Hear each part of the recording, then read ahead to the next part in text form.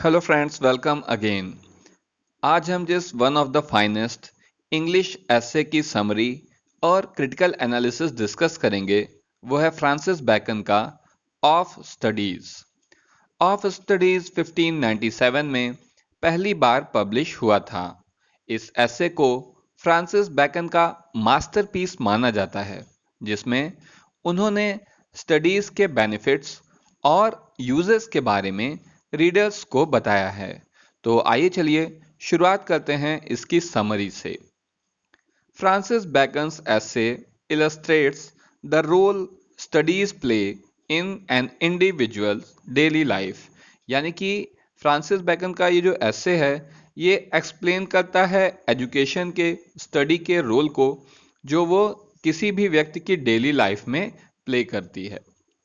For Bacon, the study is always related to the application of knowledge in practical life। यानी कि bacon के लिए study जो है वो हमेशा किससे जुड़ी हुई है? एप्लीकेशन ऑफ नॉलेज से, वो भी आपकी प्रैक्टिकल लाइफ में। यानी कि अगर आपकी नॉलेज आपकी प्रैक्टिकल लाइफ में उसका इस्तेमाल नहीं हो रहा है तो फिर ये नॉलेज किसी काम की नहीं है। At the beginning of his essay, Bacon describes the three main purpose of study। तो इस essay की शुरुआत में बैकन जो है डिस्क्राइब करते हैं स्टडी के तीन मेन पर्पस को, और वो कौन से पर्पस हैं? Including studying for gaining delight. तो जिसमें से पहला पर्पस है कि स्टडी का इस्तेमाल खुशियां पाने के लिए, डिलाइट क्योंकि हम कुछ पढ़ते हैं हमें अच्छा लगता है, खुशी मिलती है, तो गेनिंग डिलाइट यानी कि खुशियां पाने के लिए स्टडी का इस्तेमाल किया जाता है। नेक्स्ट है studies done for ornamenting one's life. यानी कि अपनी जिंदगी को संवारने, सजाने, खूबसूरत बनाने के लिए भी स्टडी का इस्तेमाल करते हैं लोग। And studying in order to improve one's ability. इसके अलावा अपनी एबिलिटी को बढ़ाने के लिए भी स्टडी का इस्तेमाल किया जाता है। आगे देखते हैं। The author is the notion that only learned and well-read men can execute plans effectively।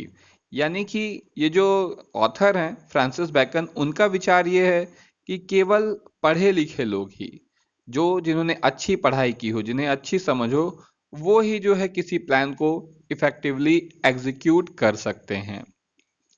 Manage their daily affair with expertise. इसके साथ साथ जो अच्छे पढ़े लोग हैं वो ही अपने डेली अफेयर्स यानी रोजाना की दिन के कामकाज को भी जो है एक्सपर्टाइज के साथ मैनेज कर सकते हैं। And lead a healthy and stable life, और एक हेल्दी और स्टेबल लाइफ जी सकते हैं। He further states that reading makes a full man. देखिए ये लाइन बहुत ही इंपॉर्टेंट है, अक्सर एग्जाम्स में क्वेश्चन आते हैं इससे बहुत रिलेटेड, तो इसे आप थोड़ा ध्यान से सुनिएगा।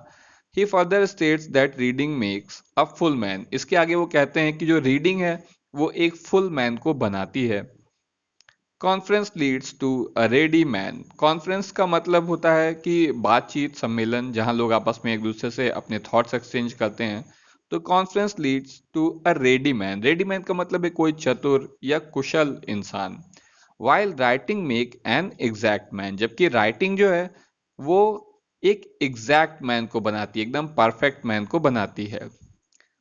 while throwing light on the advantages and usefulness of study. यानी कि एडवांटेज और यूजफुलनेस को जो है बताते समय स्टडी की, किससे हमें क्या एडवांटेज मिलती है, क्या इसका यूजफुल है। Bacon also puts forward some demerits of study. तो बैकन जो है स्टडी की कुछ डिमेरिट्स के बारे में भी बताते हैं। as he thinks that studying for a prolonged period of time may lead to laziness। और उनका कहना क्या है कि बहुत ज्यादा लंबे समय तक केवल पढ़ाई ही करते रहना किस चीज को लीड करता है? लेजीनेस को, आलस को। क्योंकि जो इंसान हर समय पढ़ता ही रहता है तो फिर वो कोई काम नहीं करना चाहता, बस पढ़ते ही रहना चाहता है। तो इस तरह से ये लेजीनेस की ओर हमें ढकेलता है। He also condemns the act of studying from books only. यानी कि वो कह रहे हैं कि अगर सोलली कोई केवल बुक्स से ही पढ़ रहा है, without learning from nature around, अपने आसपास की दुनिया से वो कुछ नहीं सीख रहा है, तो इसको भी उन्होंने कंडेम किया है कि आपको केवल किताबें ही नहीं पढ़नी है बल्कि अपने आसपास के नेचर को, अपनी सराउंडिंग को भी आपको समझना होगा और उससे भी सीखना होगा। The essay of studies further asserts the benefit of studies by considering this act as a medicine for the defect of the human mind and the source of enhancing one's wit। तो इसके अलावा जो है of studies ऐसे जो है वो क्या बताता है स्टडी का बेनिफिट, वो जो है बताता है कि ये एक मेडिसिन की तरह है defects of the human mind, यानी इंसान के दिमाग में जो भी डिफेक्ट्स हो उसे ठीक करने के लिए पढ़ाई जो है वो एक मेडिसिन की तरह है। And the source of enhancing one's wit, यानी कि ये किसी के भी विट को भी एनहेंस करती है, यानी बेहतर बनाती है, बढ़ाती है। While discussing the importance of studying in an individual's life, यानी कि जिस समय की वो स्टडी के इम्पोर्टेंस को डिस्कस कर रहे हैं किसी व्यक्ति की जिंदगी में, the essayist informs his reader about the benefit of reading good books। तो वहां पर साथ ही साथ ये क्या कर रहे हैं, ये अपने रीडर्स को ये भी बता रहे हैं कि अच्छी बुक्स, जो गुड बुक्स हैं, उनको पढ़ने के क्या बेनिफिट हैं, क्या फायदे हैं। ये भी देखिए आगे का भी ये जो लाइन्स हैं ये बहुत ही इंपॉर्टेंट हैं।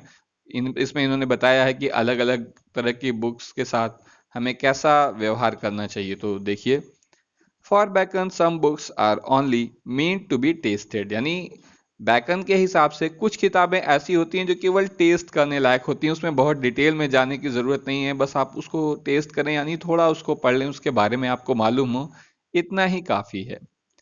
Others are there to swallow, while some books are meant for chewing and digesting properly।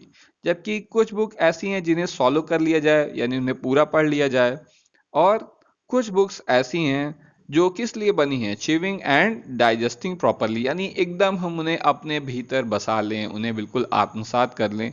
कुछ किताबें ऐसी भी होती हैं। Therefore the readers must choose wisely, इसलिए जो रीडर्स हैं उन्हें वाइजली चूज करना चाहिए बिफोर स्टडिंग एनी बुक, कोई भी बुक पढ़ने के पहले, टू इनहेंस हिज या हर नॉलेज, अपनी नॉलेज को बढ़ाने के लिए, अबाउट द वर्ल्ड अराउंड, यानी अपने आसपास की दुनिया के बारे में। तो कोई भी बुक पढ़ने से पहले हमें उसके बारे में पता कर लेना होगा कि वास्तव में इसे हमें कितना पढ़ना है और कितना इससे एब्जॉर्ब करना है नॉलेज को।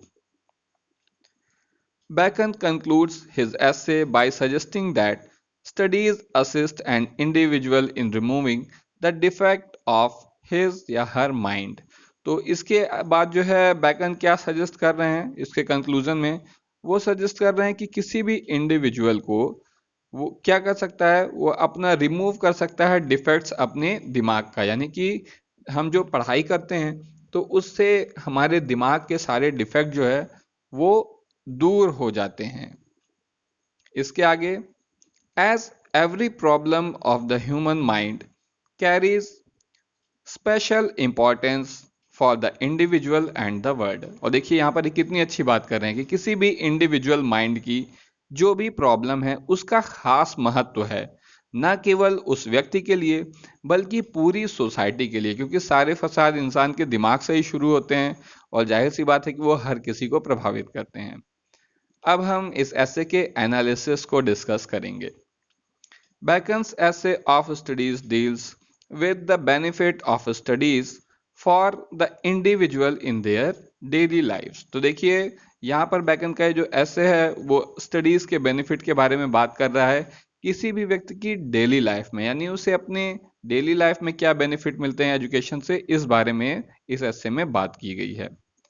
From reading books to writing papers, study plays a vital role in a man's life, making him learned, witty and experienced।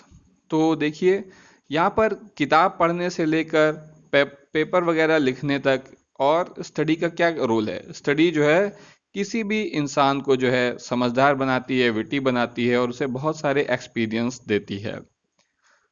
The essay by Bacon is enriched with intellectual wisdom। तो ये जो essay है bacon का वो enriched है intellectual wisdom से, pragmatic approach and practical knowledge, और इसके अलावा इसमें प्रैग्मेटिक अप्रोच है, यानी कि जो है व्यावहारिक और तथ्यात्मक जो है इसमें बातें की गई हैं, और प्रैक्टिकल नॉलेज है। Therefore, it is considered to be the most beneficial essay for the students and young individuals। यही वजह है कि इसे सबसे ज़्यादा बेनिफिशियल ऐसे माना जाता है स्टूडेंट्स के लिए और यंग इंडिविजुअल्स के लिए, क्योंकि वो इससे बहुत कुछ सीख सकते हैं। Although the essay is devoid of any emotion and colorful expression, और हालांकि ये essay पूरी तरह से अलग है किसी भी भावुकता से और कलरफुल एक्सप्रेशन से, it is nevertheless a wonderful effort of teaching the readers about the importance of studying। लेकिन इसके बावजूद जो है ये क्या करता है, ये बहुत ही अच्छी एफर्ट है रीडर्स को सिखाने के लिए। क्या सिखाने के लिए? स्टडीइंग के इम्पोर्टेंस, यानी पढ़ाई का क्या महत्व है हमारी ज़िंदगी में, ये बताने का बहुत ही अच्छा प्रयास है। दोस्तों, ये ऐसे एक फॉर्मल ऐसे है, और फॉर्मल ऐसे की खासियत होती है कि वो पूरी तरह से किसी भी इमोशन से या फिर पर्सनल बिलीफ से बिल्कुल ही अलग होता है। तो ये खासियत आप इस ऐसे के बारे में जो है देख सकते हैं, और ये बहुत ही अच्छा ऐसे है, आप इसे एक बार ज़रूर पढ़िए। हालांकि इस वीडियो में पूरी तरह से इसको एक्सप्लेन कर दिया गया है, तो आपको अलग से पढ़ने की ज़रूरत नहीं है। नेक्स्ट वीडियो में हम इससे रिलेटेड क्वेश्चन आंसर्स डिस्कस करेंगे और फ्रांसिस बैकन की बायोग्राफी भी डिस्कस करेंगे। तो आज के लिए बस इतना ही, और अगर आप आने वाले वीडियोस मिस नहीं करना चाहते हैं तो जल्दी से चैनल को सब्सक्राइब करिए, अपने दोस्तों के साथ शेयर करिए। आज के लिए बस इतना ही। Thank you.